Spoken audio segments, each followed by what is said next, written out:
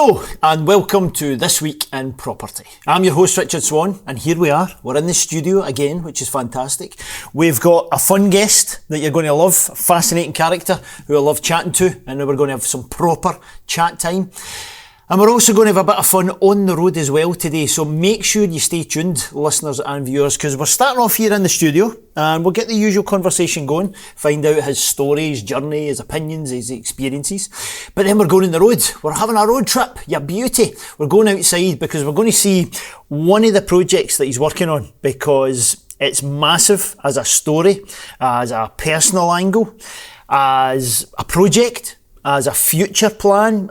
I'm teasing you. I'm not telling you exactly what's happening because it's one to watch out for. There's lots of elements in this one. But that's in the future. You know, we'll get to that. We'll kind of go there after the adverts, as they say in Hollywood. But at the moment, here we are in the studio. Who's the character I'm talking about? It's this gentleman here, Derek Mawhinney. Derek, welcome to the show. Thanks very much. Thanks for having me.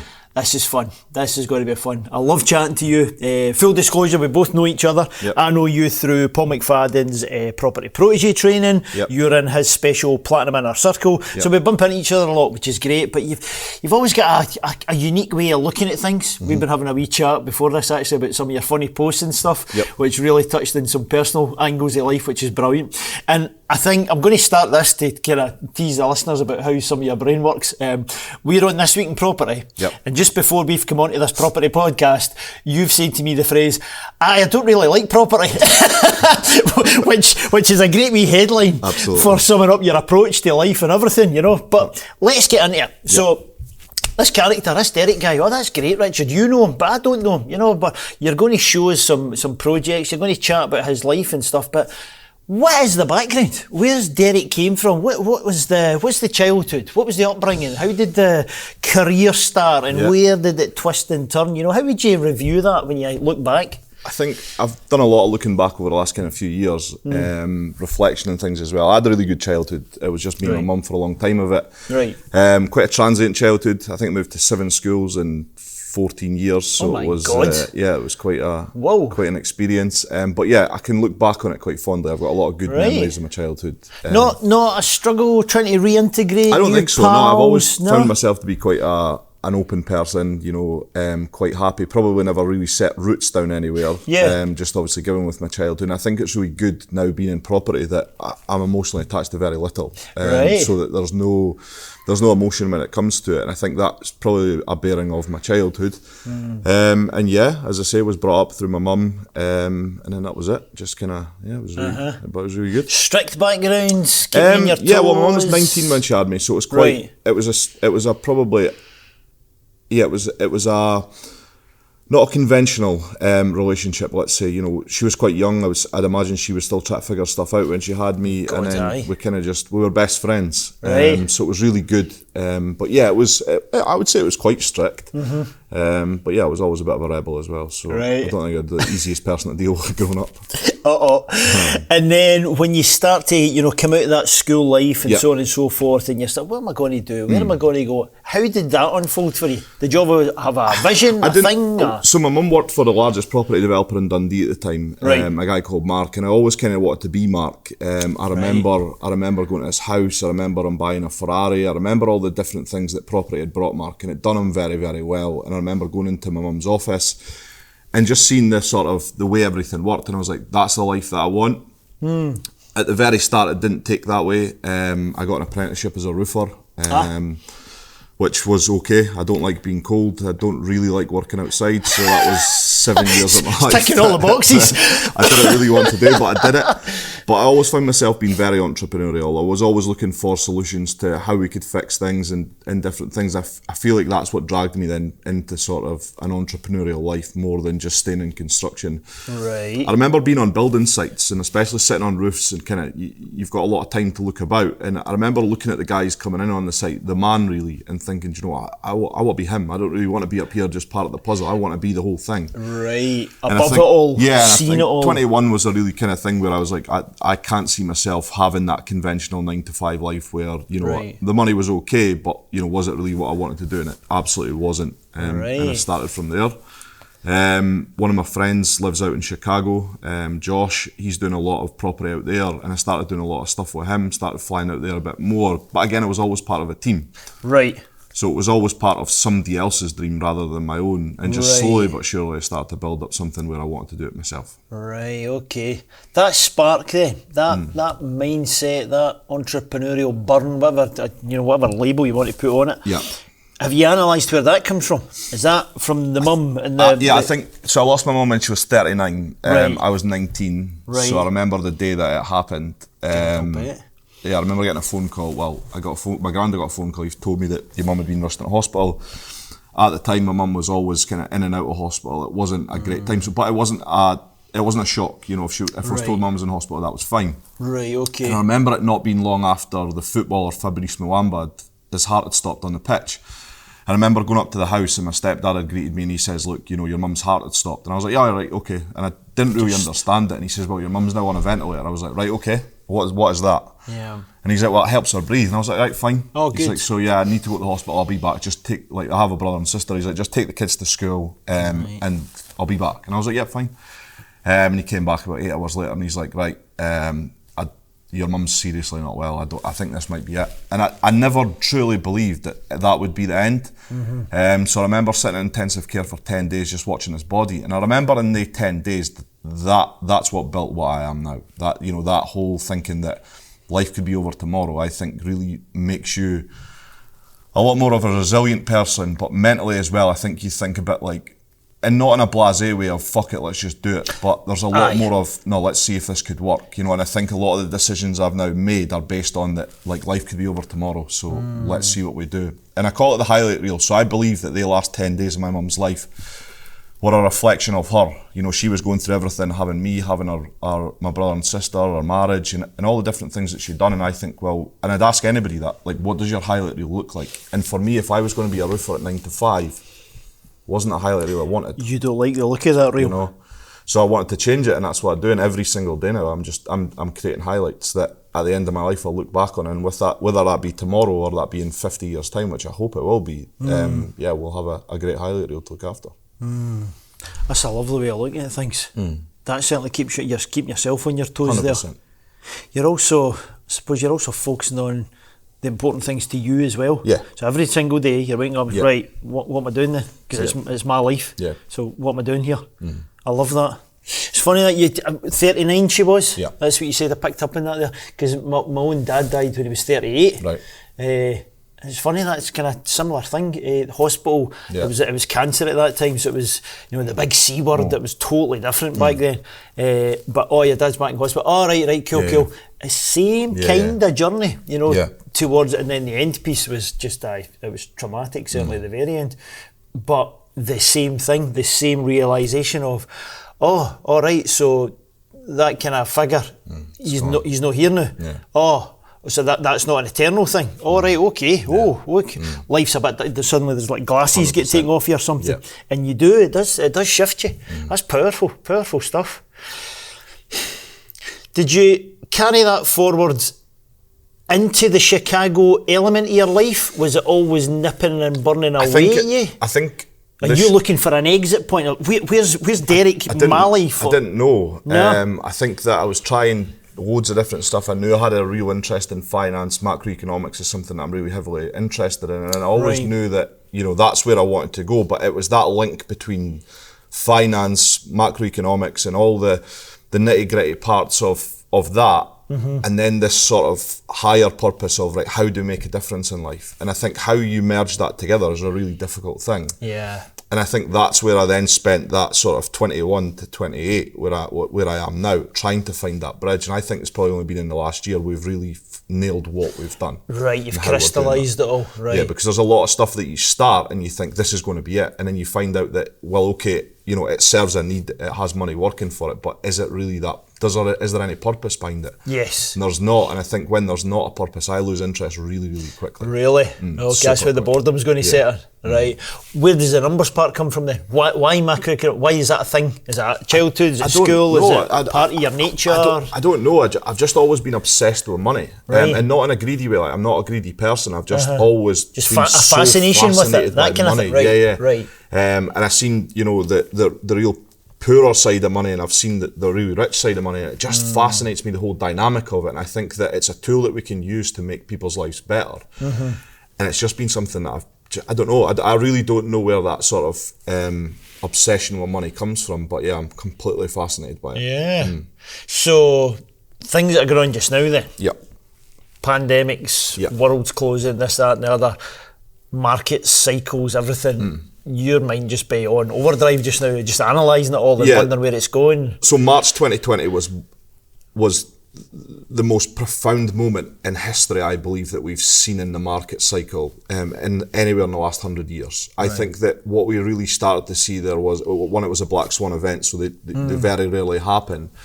But we started to see something where so much money was getting printed, it had nowhere to go. And you see big funds buying Amazon bonds at negative 0.25%, and you think, well, if you're happy to lose millions upon millions of pounds, then realistically you've got to think to yourself that money is actually unlimited. If you've got the right problem, then you're never going to have an issue getting money. So my whole mindset shifted from like, let's raise £10 million and let's go out and do maybe a couple of social housing projects, to like, no, fuck it, let's go out and change the whole of the way that the British world works. And let's see these projects. And I met a couple of really great people along the way that had done it on a smaller scale. And it was in sort of little pockets. So John, a really good friend and a partner of mine, he's done it in Dumfries. So John's done a massive regeneration project, Dumfries. Went and met him, and it just fucking blew my mind what he was doing. And I was like, I want to take what you're doing down here with the Crichton estate and all the different things with Corbelly and all the rest of it, and I want to bring that to Dundee. But how do we do this? Because we're not just dealing with money and social problems, we're then dealing with public bodies and NHSs and third sector, and it was just one of those where it was like, there has to be a solution to this because we have these massive social problems, but how do we do it? And I think we've now started to bridge that gap and really start these projects going.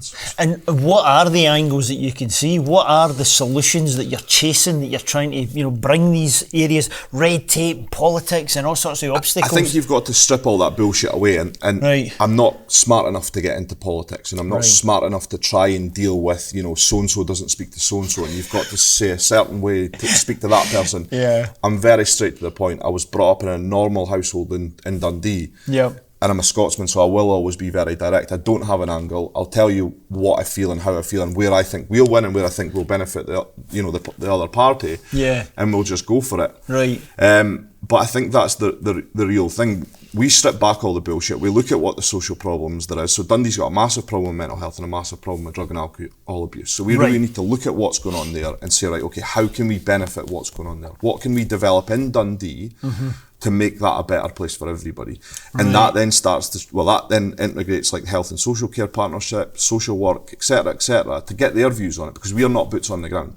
Exactly. So they're the experts in those particular areas. They really should guide us on what they need, and then we should facilitate that need, and then there's obviously then an end user that will use that. But that's really where we come into that.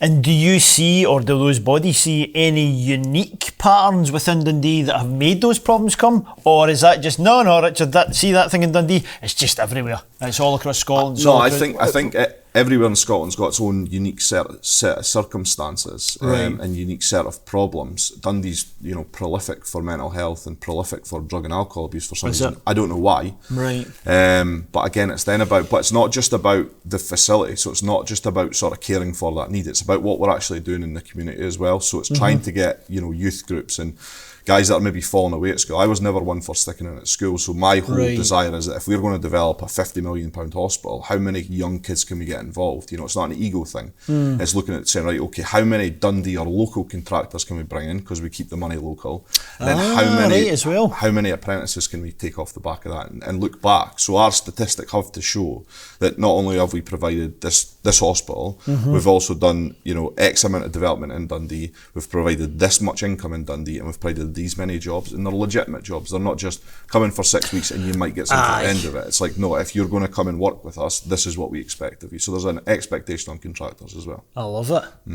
For someone with the nomadic background and no emotional ties and no roots on the ground and things we've discussed, Why that big focus is in Dundee then? Are you just doing it because you're there? Dundee's home, so I've not had any specific ties in any specific area. I've moved about an awful lot, but Dundee's always been home. I've never left, so I've never came to Glasgow, Edinburgh, moved abroad or anything like that, although huge desires to do all of that. But so it's always been about that, and I've seen a lot of people fall away as well. I've seen a lot of good people end up in drink, drugs, killing themselves, going to jail, and I think that, so I lost my mum. I didn't have the greatest of sort of the older age of childhood, and I think that could have been me. And I think if I can save as many people as I can by offering them hope and a way out, and if that is them to get a job as a joiner or a bricklayer or anything like that, and just be that guy, then brilliant. We've done that. They're not, they're not dependent on drugs or they're in a mental hospital or anything like that. And I think that construction and money can do that, but it's using it in the right way.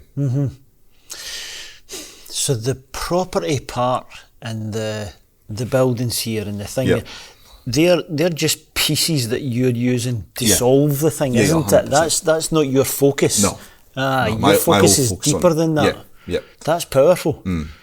So it doesn't need to be, it's just property just now. Yeah, as I say, later just on a vehicle. 100%. I love that. Yep. Are you finding it successful, easy, challenging? How it has its own set of challenges. There's not really a structure to how we do it. We kind of just we decided that fuck it, this is what we're going to do, and then we just started. There wasn't a blueprint. Nobody's done this before. So when we looked at it and we said, look, this is what we can provide. Right? Okay. Well, what does that actually look like? So there's a lot of feasibility studies and different things that we've got to do to get to a point where we can come and say, well, look, this is how it would work, this is how we'll finance it, this is what the lease is likely to cost, this is what the benefits of doing something like this would be. It's a long-term project, it's not in a couple of years we'll be singing and dancing. This will be a 5-year project. It takes us to get everything, shovels in the ground and redeveloped, but it'll be well worth it. Do you see it going bigger? Yeah. Do you see it getting replicated? Yeah, I think so. I think what we want to do is take this all over Britain. So I think we want to see what it does in Dundee for everything, all the social impacts that we can bring. Then we want to go to a Glasgow and Edinburgh. What we've got to do is, though, there's not a Derek Mawhinney in these places, so we will have to lead that. So in Dundee, we'll leave the team in Dundee that'll look after that. Right. So that won't be me. That'll just be a team on the ground that'll look after everything. And then we'll then go to maybe Edinburgh or Glasgow or a part of it, and then look at what they're doing as well. So there's every city's got its own set of unique problems. So why can't we try and solve as many as we can? Yeah, you say things like mental illness or drug and drink problems. My God, every single city, town, village, whatever in Scotland or across the UK will all put their hands up. Oh yeah, we've got that as well. Yeah. Any thoughts on where that comes from? We might be getting off topic and a bit deep, but what you've uncovered, the people you've spoke to, is it a societal thing? Is it, it's social media these days? No, it's such and such. No, it's maybe the hope thing. You're trying to give people hope. Yeah. Is it a despair? Is it that? Any thoughts at all? I don't know. I think that there's definitely been, there's not a huge amount of opportunity for the working class man and woman anymore. I think if you look at Clydebank and the shipbuilding back then, I think everybody had a job. You had the Singers factory, you had all these different things. Yeah, and John Brown engineering, the ship. But where are they gone now? They're away. So I think all these thousands of jobs for these just general family men that were proud men that went home and done that. Like, what do they do now? And I think a lot of them are then caught in this cycle of drinking, drugs, and all the rest of it because they're numbing a pain. Yes, aye. And there's not that opportunity there anymore. So I think we need to try and really look at what we're doing there and bring as much of that back as possible. I think for any redevelopment project to work, a regeneration project to work, it's about getting the community involved, and it's about we. So it's never about Derek Mawhinney. This is not about me as a person. It's about Dundee. And it's about making sure that everybody in Dundee feels inspired and wants to be part of it. So if we do build a huge facility, it's then actually the community built that. It's not that Omnis or Derek Mawhinney or anything like that built it. It's like, actually, we all built it. It's the man going home to his wife and saying, oh, by the way, we've done this part of it today. And she goes out and speaks to her pals and she's saying, oh, by the way, John was in and he was saying that this is going on. And the young lad saying, oh, I got an apprentice with, such and such. And that was fairy tale back in the 50s and 60s. Now, apprenticeships just aren't there anymore. Exactly. You hear that a lot. What the hell happened there? Just diverting cheap labour, cutting things down. 2008 must have been the big thing for that. When the housing crash came, I don't think we've ever recovered from that. I think we've now went to a lot of self-employed labour. We don't have the huge firms that we've got anymore, so there's not really that scope to bring all these young guys in. And I think sort of people change as well. You know, not a lot of people see construction as that way to go now. They all want to be game engineers and different things as well. Yeah, that's true. You know, the kind of the fashions or the focus or the zeitgeist of the moment, it changes, comes and goes and what have you. So yeah, because when you off your tongue there, shipbuilding, it used to be the thing, the massive thing, and now it's like, well, where is it? And coal mines and everything else. I suppose we're continually going to go through these cycles and changes and shifts, I suppose. What was it you saw with John? I think you said his name was, down in Dumfries, and how did he target it? You know, did he say, right, we need to start with this thing here, it's the hospital thing, because you mentioned the hospital word, right? We need to do that, and then we'll bolt on this, and then we'll bolt on 14 units getting built here, and we'll bolt on social housing. How did he attack it, and what did you say? Oh, I can do that. Oh, we should take that to Dundee. What was it? I don't know. I try and get inside John's brain every day and think, how did you manage this? Because there's so many moving parts to what he done. It fascinates the life out of me. I don't know. And I sometimes I don't even know. I think he knows how he managed it. He's just one of those guys. He's just an absolute ball of energy, and he's one of those where you're in a room with him and it's like a tornado's just went off. You're like, is that right? Where the fuck did the last 4 hours just go? You can't help but grip on every word that this man's doing. Right.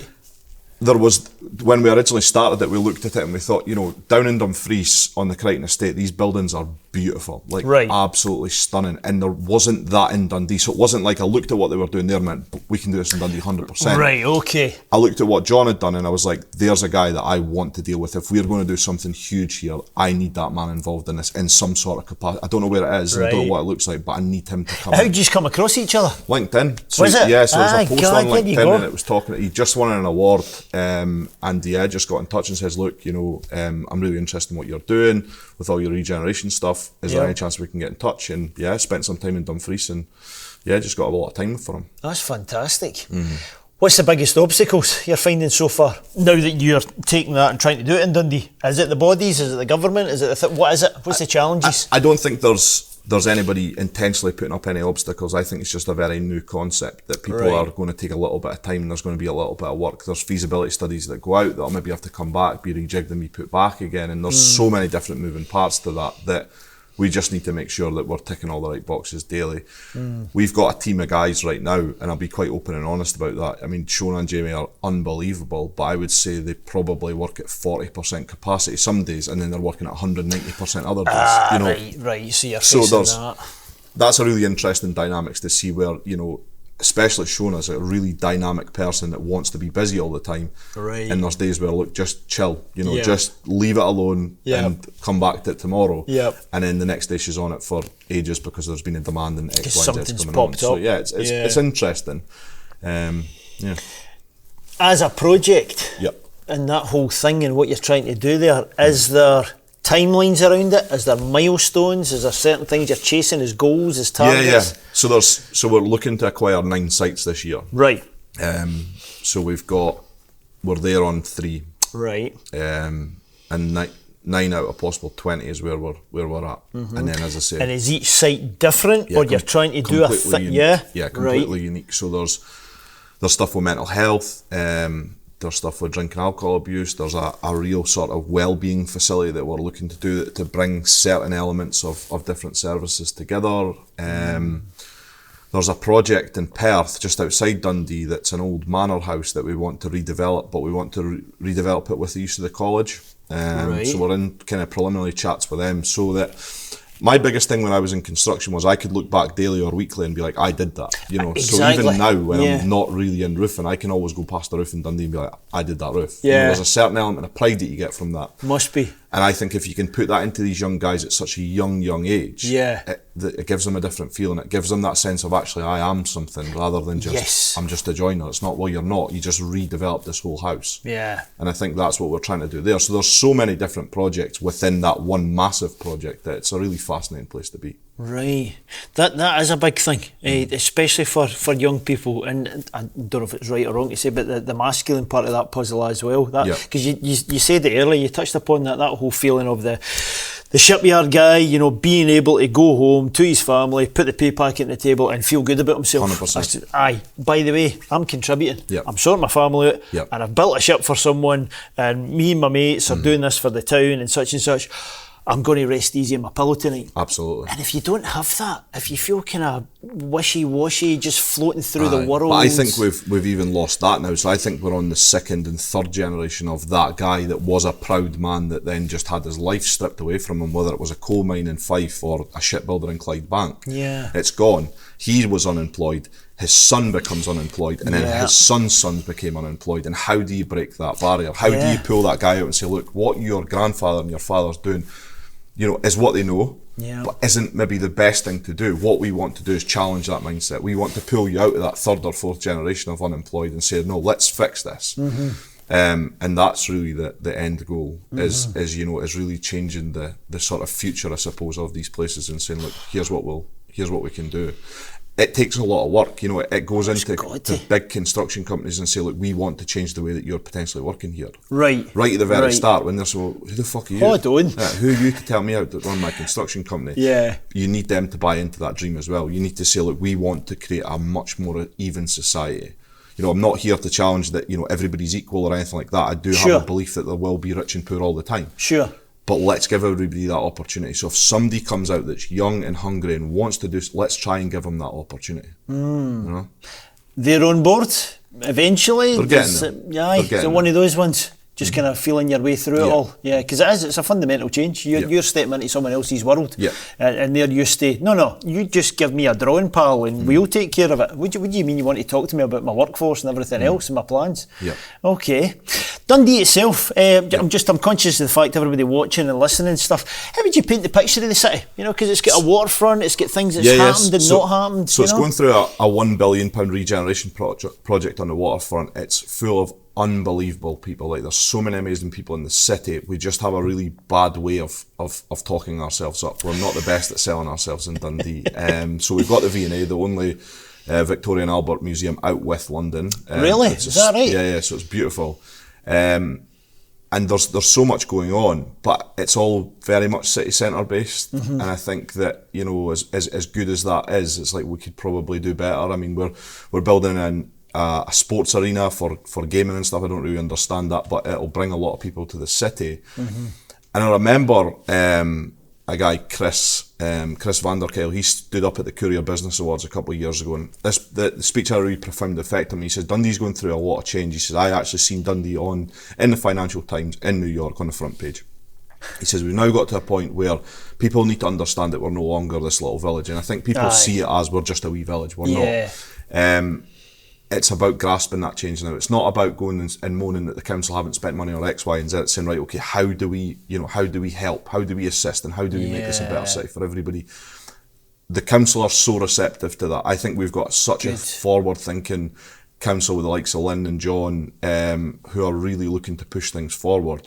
It's now about, I would say, outside investment coming in and saying, right, this is what we're going to do here. I think there's a lot of it. I think we just need to be very conscious of the fact that we don't want to leave people behind here, because I think that could lead to bitterness. You know, we could throw all this money in, we could bring all these outside contractors into to our city and think, well, why have we left all these other guys behind that could have built with us? Yeah, exactly. You know, it's not about just keeping it for the Dundee workforce, but certainly from a point of view of, well, how can we benefit the local towns and cities and the people around Dundee, and then we can work further afield. So, okay, if we've not got a steel contractor that can do the V&A, right, how far out of Dundee do we need to go to find that? You know?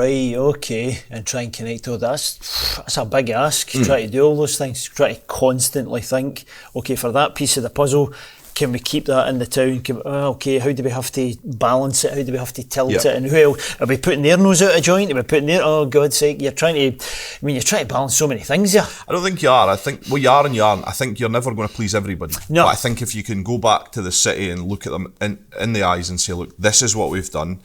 This is how much we've invested in this city. This is how much money's went into Dundee business. Here's how many jobs we've created, and here's how many apprentices we've created. Nobody can argue about that. They can't argue that, oh, well, I was a couple $100 out on a tender or anything. That's nothing to do with me. I have nothing at all to do with that. But I can sit there proud and say, well, look, we invested £100 million in the city in the next 10 years. You know, that was it. Yeah, we've done our bit. I like that. And then you've fostered that spirit as well. Let's all help each other. Right, you muck in as well. Don't everybody sit back and be the victim and just wait for someone else to solve it. The project only works if we can get everybody to buy in. It's the power of we. If we can build that, then it works. If we can't, if people start to branch off and want to do their own thing and maybe get a bit greedy or whatever they want to do, this doesn't work. Yeah. So it has to have the buy-in from everybody, and that's from all levels. It's from the top right to the very bottom. Exactly. That'd be apprenticeship doing his job properly and stuff. To someone making a big decision at council level or whatever. So you mentioned within that particular plan 9 sites, got 3 of them ticked off. Where are we with the others? Timelines, etc., hopes, what have you? We're in negotiations. Right. That's a great way of putting that. That covers a lot of sins. We're in negotiations. We'll get there. But you found them, you've identified them. Yeah, we've identified 20 sites that we want. Fantastic. We'll take 9. We've got, stage 1 that we need. We've got stage 2, stage 3, stage 4. Brilliant. I think with the public sector, with councils, governments, NHS and all the rest of it, we have to remember that we are not a priority for them. They are fighting through a pandemic right now. So we need to be really, really careful that we're not trying to push this too much. We just need to be in the background working away at a point that they do become receptive. A lot of them are receptive, but there's people out there that are under huge pressure right now. Oh, of course. And all we're looking at from a social point of view is, right, okay, how do we help that? So if there's a clinical service need, how can we maybe develop that? Or if there's a non-clinical, what can we do there? And likewise with government and public authorities. That's the real entrepreneur. It's the problem solver. I think so. I think certainly with the public sector, everybody gets sort of funneled into, this is my job, this is what I do. I think when you can come in and have such a freedom to be like, no, well, I'm everything to anybody. All I do is fix problems. I'm a problem solver. So what's your problem and how do I fix it? Yeah. Let's just cut all the bullshit out and just tell me what your problem is and I'll tell you I'll fix it. Yeah, because I'll start to see different options. I can stand back from you're in that zone right now and that's what you've seen every day. I'll look at it from the outside. You thought about this? What if we do it this way? Yeah. I love that. I love it. Crystal ball time then, because you've touched upon the fact about the Black Swan event, as you called it, the fundamental change and everything, the market, the pandemic, the lot. Where do you see it going? Where do you see it going? Any ideas? Any hopes? I don't know. I think there's 2 outcomes I think we could potentially look at. The housing market in general. This whole Black Swan event created I would say an artificial demand for property. The transactions never went through for such a long period of time that people were then, and there was this almost fear that, oh my God, we've not got enough property. Did we or didn't we? I don't know. I don't think it can go much higher, if I'm totally honest with you. Right. But I don't then know what happens because we all still need a home. I don't think we would see a crunch like we've seen back in 2008. So how does it end? I don't know. To be honest, I probably don't care either, to be totally honest with you, because it's not my focus. I'm not right now. In my opinion, right now, people are gambling in the market. That's what they're doing. Right, okay. If I'm an investor, I was investing from 2009 all the way up to 2020. And offloading it then. I remember going to an event in Edinburgh with some really high net worth people and they were literally selling everything and anything they could, getting rid of it all, in the anticipation that we would see a crash. Well, it was an 8-year market cycle, isn't it? Or 10-year market cycle. So they were saying, well, no, it's coming. Right. I was like, this is interesting. These are guys that are holding a lot of property and a lot of assets that are saying, Derek, I would sell everything tomorrow because I remember what it was like holding through 08 and I remember losing in 08 and I'm not losing again. And they got rid of it and I thought that's a real warning sign for me that I'm not going to be investing heavily in the residential property market right now. Right, to get caught out. I think as an investor, you need to have real clarity on what you're doing. And I don't have a clarity on the market right now. So why would I invest millions of pounds in something I don't have clarity in? I understand why some people do. I understand, there's people and friends of mine that are doing unbelievable things in property and I love them. Yeah. But it's not for me because I just don't have the clarity. They're in their lane. Yeah, totally. Let me pick your brain apart with, excuse me, the financial part of the puzzle then, because you've got a unique way of looking at things. Yep. And finance has always been your thing, your fascination, macroeconomics, so on and so forth. And then you said you had that moment of realisation, oh wait a minute, this is unlimited, oh my God, and it suddenly changed your scope. Yeah.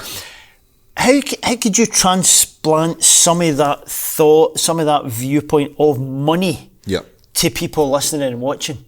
Is there any tips, tricks, ideas, the way that you frame it and the way that you... Because a lot of people have got a desperation for it and a hunger for it. Oh my God, and it's that neediness to it, and they're chasing this shiny object because they think it's the answer to absolutely everything, and so on and so forth. Yeah, I think you have to strip your life back. Like, it's great being that wee guy, and I remember being that wee guy and it's like, I want to make £1 million. That's what I want to do. I just want to make £1 million. And when I make £1 million, I'll be really happy. Yeah. That's it, £1 million, that's what I want. Turns out when you say something like that, you're so further away from that £1 million, it's unbelievable. Right. Whereas if you take your days on days, your goal is to say make £1 million, but let's break that into, let's say it's a 5-year cycle, divide that into however many days that is, and work from there to there. If you do that in days, right, so you're going to have days where you're smashing it, you're nailing it, and you're doing all the things that you're meant to do, and everything's going right. Something happens, you fall out with your girlfriend, you fall off for whatever reason, and it just falls. People then see that as a bad part of their life, whereas I see that as a bad day of my life. Like, there's days where I think we are unstoppable, we are unbelievable, and there's a bit of ego that kicks in there. Right. When I started doing all the cold water stuff through Billy and Jim, I think I really started to realise that if I can just sort my days into a day, or sort my life into days, I can then go, like, there's no peaks and troughs, so there's not that really low point and that really high point. It's just that middle ground that you're looking for. Right. And it allows you then just to kind of go through life just on that sort of level playing field rather than that. And that stops you being rash as well. Yes, exactly. An emotional decision or an emotional overreaction, sometimes it comes from, maybe it's from a fear angle or a trauma you're trying to quickly deal with, the girlfriend thing, the losing the job thing, whatever it is. The cold, obviously for the listeners coming in, the cold water immersion stuff, that's quite a focus for making your brain just switch off from all the crap. I'm not an excitable person. When people say, this is the next big thing, this is amazing, like, I generally do tend to switch off. I'm not really interested in that bullshit. And I remember speaking to Billy about it, and I've got a lot of respect for Billy's opinion. I was like, what do you think? He's like, mate, it's unbelievable. Spoke to Richard Dixon as well, and he was saying, mate, it's changed my life. And I was like, these are two people that I really respect their opinion, and they're going for this guy. And Jim's a really unique guy. And I was like, there was something I was really interested in. I was like, I really need to do this, but I fucking hate being cold. And I was like, so I'd phoned him, and I'd been introduced to him, and I was like, look, I really like the thought of it, but I really hate being cold. And he's like, it's nothing about being cold. It's nothing at all. It's about giving you clarity and all the rest of it. And I was like, right, okay, I'm interested. And next day, booked up, went in. I'd say that's had the most profound experience in my entrepreneurial journey I've had, was that, because it allowed me to gain that focus. It stopped me doing these peaks and troughs where when it was high, and I'm the type of person when, like, I feel it, everybody feels it, so, and that's good and bad, because it was like, I'm feeling great, everybody in the room will feel great. I'm feeling down, I'll be like, oh, you fucker. Like, just stay away from him. And it brings the mood of everybody down. I was like, I don't want to be that guy. So now it's like, I cut my day off with my cold water at night, and I'm done. And I don't bring that in. So if we were meant to be doing a deal and you pulled out at the last minute, it wasn't like, fucking hell, there's £1 million worth of profit in that, blah, blah, blah. It was like, shit happens, the day's done, I'd be pissed off, I'd allow myself to be annoyed. Inside that day, But come 11, 12 o'clock at night, I'm in the cold barrel, I have 10 minutes an hour or however long I need to get the clarity and get it away, and I'm like, right, I'm done. Wake up in the morning, clear head, and right, we go again. And it's a new one. It's another day, and you're creating your 100%. Highlight reel, which 100%. Continues on. Brilliant. I remember actually you stick out to me when we done the kind of breathing pattern, in one of the platinum gatherings, and Jim, again, the man himself, he took us through that whole period, and I remember you sitting up going, oh my God, that's the most relaxed I've ever been in my life. That's mental. I think it's the first time in 10 years that my brain just stopped. I had to focus on breathing. And then, as I say, when I get into the ice, again, it's cold, so you have to focus on breathing. And I think you've got to do it from a completely mental point of view of, this is what I need to do. It's not about, I want to go and sit in the lock and just look like a dick on Facebook and I'll be the big tough man. It's like, no, right. I'm looking for clarity. It's an ego challenge. It's nothing to do with it. I'm looking for clarity. Nobody really needs to know that I'm doing it. And this is, that's what my edge is now. Is that's my secret weapon. Love it. Bloody love it. Right, we are going to stop here, folks, right? We're in the lovely, warm, comfy studio in the city of Glasgow. We're going to go to this man's homeland up in Dundee, so stay with us, follow us on this journey, because we're going to take you to a place. Now, Derek, let's start to fill the story in. Yep. We're going to a big building and a big project and stuff that's happening, and there's loads of wee twists and turns. I'll say the words graffiti to you. Hang on for that one, and your plans for it and so on and so forth. But there's a big personal part of this building, isn't there? Yeah. What's the story behind the place for you as Derek? So when I was 17, one of my first jobs I had was working for an alarm company, cold calling people out the phone book, and I lasted a week. And 1 week? 1 week. And at the end of that week I was pulled to the guy's desk. Didn't even have an office, he had a desk. I was pulled to his desk, told I was no use, and I'd asked him why, and I got this, you're not going to make it, you're nothing, blah blah blah. Didn't really say much when I left. I was like, you know what, fuck it, it's an alarm company. And I remember sitting on the stairs that we'll go to, and I remember thinking to myself, fuck, if I can't sell alarms, am I actually going to be like any good at anything? Right. And then we went back and bought the building 10 years on. So I think there was a really good moment there. Now, when I say property is not emotional, it's not. But yeah. I think that for a split second, I allowed myself that, thinking that, fuck me, we've actually, we've done a bit here. Yeah. We're doing some cool things. And I think there's a real desire there to grow that into something a lot more, that gives people hope and unity. And, it's a big business centre that'll do some special things in Dundee, we hope. Yeah. Fantastic. So there you go. Stay tuned on that. Just think of that personal angle there, young kids just, demoralised, told by somebody you're nothing, you're off, bugger off. 10 years later, he buys the entire goddamn building. And it's not just a show off, I'm so rich, I'm buying the building. No, he buys it with a purpose. We're going to do this, and all the things that he's discussed during this show so far about helping that city, helping other people. It's a phenomenal story. I knew you'd love it. Stay with us. So we're going to leave here now, go on site, and we'll look at those steps. We'll look at the steps, we'll look at what you're up to with the building, we'll touch on that graffiti thing I left as a wee teaser, and we'll also, let's go to the office where you actually were as well. We'll tie it all together, and in fact, there you go. You are visually going to see a piece of this man's highlight reel. There you go. We're actually going to have it on film. I bloody love that. Oh. So, come with us just now, and let's go to Dundee. So, here we are. Now remember, if you're listening to this just now, make sure you can watch it as well. Pull over, check out the visual aspect of this, because we're here on site. Here we are in the hometown, the place, the Dundee, the place you're redeveloping everything, and more importantly, the actual office story, because this is a key component to everything that you're doing. Yep. And is that them? Is that the steps? That's them. That's the steps we're talking about, reflecting on life. Sat on the top. And how it all went wrong. Top floor. How it all went wrong at Why 17. can I not sell alarms? That's it. Sat there for existential threat. Contemplating everything. And that was it. So that was the steps. Brilliant. 10 years on, as I say, a couple of weeks ago, sat there with a keys to it as well, and contemplated just how far we'd came. So it was a strange moment, sitting absolutely. with the keys. And this is big. This is a big building. Yeah. So what's the background here then? How did you come across this particular one? What's its own history? So it sat on the market for a while. Right. It wasn't an emotional thing. It wasn't something where we thought, you know what, fuck it, we'll just go back and I'll get that 10 seconds of sort of peace and feeling good. It had sat on the market for a while, and especially now that people are looking at sort of accommodation and office space and will they go back, won't they go back? Yeah. I think it was a really good deal. Right. The building itself, I think, dates back to the early 40s. There's been a couple of different people in it. It was as one, not as just the centre that we've got, but the industrial bit behind it was a Ministry of Defence contractor that was making nuclear weapons at one point. Well, we had a fascinating chat, by the way, in the car that you're never going to get access to.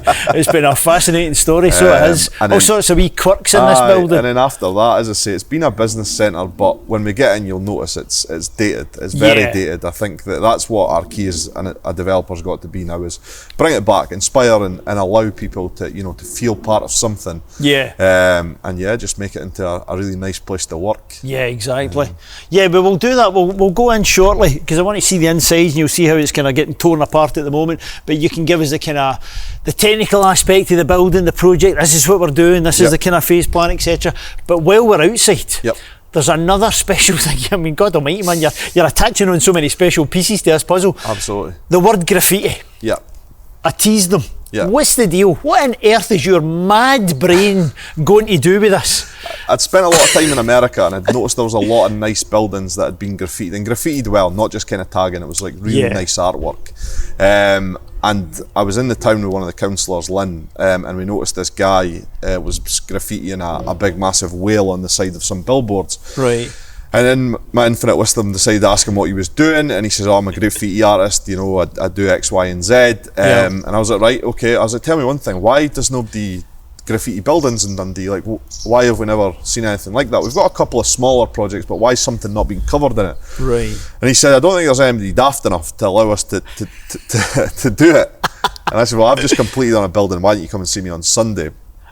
Adam had came through, he told me all about 5 Points, big building in Queens. It was known as kind of like the Mecca of graffiti art, and I was like, why don't we try and do something here? Why don't we try and get all these artists over? You know, let's coordinate it together and let's really do something quite special. We're both local lads. One of my friends is down the road. He's going to get involved as well, Gavin. Brilliant. So the three of us are going to try and, we are going to pull this off. So in September, we're going to have 40 artists here from all over the world that are going to come in and make this quite a spectacular place to That's sensational. And while you're watching just now, we'll get the team just to put across what we were chatting about this. 5 Points, did you say? Yeah, 5 Points. In Queens in New York. You'll see what we're talking about, because it's visually, it's just incredible. So the fact that you're going to be doing this here is just brilliant. Bloody love it. You're going mental. Absolutely. I love it. So let's go inside, and then you can just talk us through the kind of the project aspects. You know, this is what we have to do first, Richard. This is what my guys are doing here. This is the timeline of such and such. So if we'll head in, we'll take it from there. Good, okay. Wow. So, this is not what they call walk-in condition. No. We've got a whole place in disrepair here. Yeah. What was the condition like at the first point of you taking over keys and stuff? Was this still set out like offices and things? Yeah, well, it wasn't an office, it was a big recording studio. This was a recording studio. So it was really dark and dingy. There just wasn't, we didn't know what we'd bought with this. So when we bought it on the square foot, so we knew that we were buying a rectangle. Right. Do you know what I mean? We knew we were buying a box. Didn't care what was in the box, we just knew I was buying a box. Gotcha. So that's what we did. So when we came in here, we thought, right, everything's coming out anyway, so we'll kind of just get our bearings about it and then that'll be it. Right. So yeah, this was all just really dark, dingy, horrible. And then we opened it up and we realised just how lighty it was. Wow. So it's getting there. It really is. But yeah, with regards to things, we're just, as I say, they're ripping out. All these walls are going to be stripped back. They're all brick at the back. We're going to keep that as the brick. And just make it feel something. I think the biggest thing we've got now as a developer is that we're going to do something quite spectacular on the outside. We really then need to inspire on the inside. Yeah, exactly. Without being overbearing. So we've just created a huge load of problems for ourselves that we've now got to find the solutions for. There you go again. But this time you're creating the problems. Yeah, absolutely. 100%. But yeah, Amazing. It's just, it's to try and get these SME companies in Dundee. They've got a safe place to come and work, but they can also feel quite inspired by the building as well. Yeah, exactly. I get the juices flowing, creativity, everything. So is every space and every level going to be roughly the same idea? Strip it right back to the brick, have an open plan, and fill it up whatever way they want? No, we're still in the stages of deciding exactly what we do. We've got an interested party that want to take the whole building, and we've got another part. Well, we've got multiple parties that would just be sort of little bits. Right. My original thought process on it was that this would be an open space, so people almost like hot desking. Yeah. So what we're finding is that a lot of larger corporations aren't going to have everybody back to the office. But then there's a problem in that in itself, that not everybody has office space at home. Right. So you can say to somebody, "I'll work at home," but what happens if they're working from their settee? You know, and what happens if they've got a laptop on their knee and it doesn't work? Yeah. So if we can provide somebody with a safe space to come in, you know, that they've got their meter around, that they've got access to facilities, and we're hoping that in the backside as well we'll have a gym and things and a bit of a wellbeing centre for people. So yeah, it's going to be quite a good place to come and work. And as I say, it gives them that opportunity that they can come in, they can work from a desk, and they can go home, and they've not got that, they're just constantly in the house all the time. I love it. And with the things like the gym and stuff then, so it becomes a hub, a centre, you know, these businesses can overlap. You know, you've got the very micro side of it, where you've got one person coming in, they're using a desk, they've got access to Wi-Fi and a phone and a printer and whatever else. Yeah. Then up the stairs, you're going to have these larger sort of SME companies that are maybe a little bit more developed. And I think you're going to see it quite transitioning through, where somebody maybe starts in this room, they then work their way up into a sort of smaller office, and then a bigger office from there. And that's what we want to do. So we want to provide something that allows these companies to grow. So through the opposite side of this building is going to be like a podcasting suite, a media room, things like that. So people can come in. They don't need to be tenants of here and just use that. They can still use it. it. So we've got a couple of freelance photographers and things. They would get booked in with them. The space is there. They would just come in. They would do headshots or podcasting or whatever they want to do. And again, it's just about developing. I think on the back of that as well, if we can create this space during the day, so what can we provide for children at night as well? Ah, right, okay. You know, so let's say there was a night class where we could bring people in and do like a media course. Yeah. Working with the college, bringing them in, they can come in here, they can see what's going on, everything that's all going on, and then they can work from that. And that really is that community angle. You've got the business part, commerce, it's important. You need people to do things, the apprenticeships, all these things you spoke about. Businesses being able to work with each other, so on and so forth. But then, no, the community, the youth, the mental health, the whatever, physical health, all that kind of stuff. That's amazing. That is amazing. And did you tell me, was it in here that you're also going to have internal graffiti as well? Yeah, so when we open up the brickwork, we're wanting to get that as exposed as possible, buff it out a little bit, make it look a lot more cleaner, and then just get some nice graffiti on there. Brilliant. We're also going to build on the ceilings. We're going to put like a floating ceiling, so there's going to be a ceiling there, and then it'll drop down, and we'll have LEDs shooting up to, it's almost like portraits. Right. So there's going to be things in there as well. So yeah, it's going to be a really quite prominent room, and one that we hope inspires a lot of people. Oh, that's fantastic. And what we're talking timelines and stuff, and how your team's attacking it. Well, first of all, we're going to do such and such. You know, the whole going back to brick. Are we doing that first? Do we have to do removal of stuff first? So we had to do the original sort of rip out, get everything sort of decommissioned, and take everything away. We're now just at the final points of that. So taking down ceiling panels, ripping off old plaster, etc., etc. Then we can start building back. Building back won't take that long. I think. No, we'll be 12 weeks and we'll be done. Right. The only issue we've got right now is windows. So is it? Yeah. So there are massive windows on here, and because it's a frame of curtain wall, and we need to cut that frame out. So we then need to allow the artists to come in. They do that, and then we put the windows in after that. Ah, so that follows on beyond the graffiti part of the puzzle, right? Yeah. So you've then got to consider, well, how do you keep the building heated while you've not got windows? So we put temporary glazing system in, so people can come in, they work, they've still got that, so they've still got the chance to keep the heat in. Right. Then that'll come out, the glazing comes in, job done.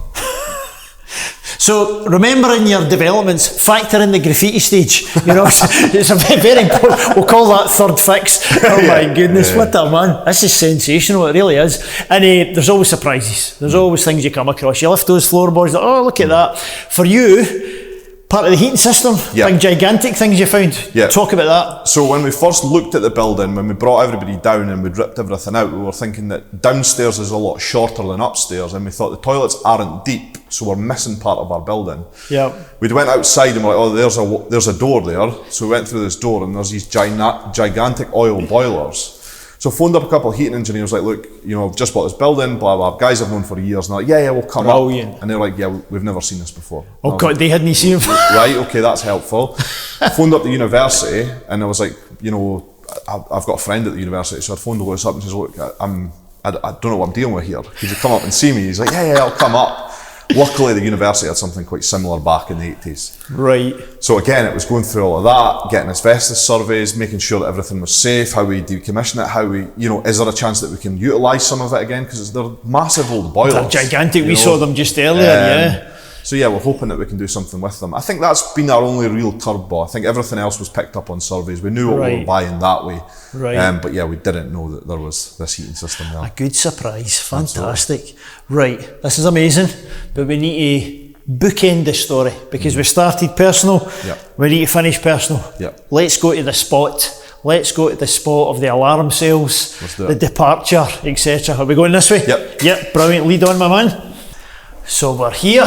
This is it. This is the space. Can you remember? Did you have a fixed position? Like desks. I'm sure I sat in that corner somewhere. I think there's about 40 people in this room at one point. Oh my God, and all selling alarms, all doing that part of the puzzle. How did that even start for you? Did you just see an advert, or? Yeah, just no jobs, and there was just, I think there was an advert in the telly or something. People were looking for canvassers, I think they were called. They didn't know what it was, and just rocked up and got a job. I'll try that. That's incredible, absolutely incredible. Strange feeling, getting the keys, that moment. think it was strange. Did you connect it at all? No, I don't think it was any sort of emotion until I sat on the stair and kind of that gave me a wee bit of deja vu and think, right, fucking hell. Because that's a physical anchor for your memory. We've been here before. Yeah. But no, buying the building was just the same as buying any other one. We just went through the process. I didn't have much. My team looked after a lot of it. And at the end of it, we signed it off and we bought it. So it wasn't an emotional buy. Aye. It was just that. You were buying your big box. Yeah, we were just buying a box and we were just going to redo it up. Yeah. And it worked. It is unbelievable. I know the viewers, the listeners, they'll have got so much from this. Really appreciate you sharing everything. The project, the plans, the big visions, how you're trying to help your community, your city, tie in different pieces of the puzzle with the government, with communities, with everything else that's going on. It's just a fascinating journey, and your own personal journey, and the childhood, the bringing up, everything about it all. It's an amazing time. If you to look back in this now, our chat today and everything that we've had, and all those personal elements, commercial elements, legacy elements, future elements, what's the one thing you would want people to take away from this story? The chat, your experience. Is there anything that sticks out for you? I genuinely believe if I can do it, then anyone can do it. I'm not special. I'm not, there's nothing particularly talented or gifted about me. I just work really hard and I'm honest. And I think that, genuinely, anybody can go out and do anything. People have got so many limitations with regards to mindset or money or whatever it is that they all just make them up in their head. So I think that, I think I would like to be hope for someone. If somebody watches this and thinks, do you know what, if he can do it, then I'll do it. Then go out and do it. But I think you've got to really focus on what you're solving. You're always solving problems. Yeah. So by building yourself a portfolio or think to yourself, I want to make £1 million, it's not really going to do a lot. But if you think, well, actually, if I go and solve a housing crisis or I solve this or solve that, that's where you'll win. And you'll win big. Love it. Hope. I like that as well. Absolutely. I'm going to pull that one out. Fantastic. You're an inspiration, my man. Really appreciate it. It's been a tremendous time. I know you folks will have enjoyed it. Make sure you're subscribed to the show. And mention this man in the reviews. When you're jumping into iTunes and giving us a review and stuff like that. Really loved the Derek story. Really loved seeing how Dundee is going to be affected by this. Put that in there because it allows other people to come across it and to see that story and to maybe even help and contribute and get in touch with you in some way as well, Absolutely. But listen, for your time today, thanks a million, my man. Really appreciate it. Well, I hope you enjoyed today's show as much as I did. Remember, with the guests that you just saw, go into the show notes for the page because all of their links are there so that you can get in touch and to get more information. And talking about getting more information, more guests, more insights, more knowledge, etc., make sure you're subscribed. Get the subscription done, get the notifications on, and then we'll always keep in touch with you every single time a brand new show is going to come out. So thanks for tuning to This Week in Property.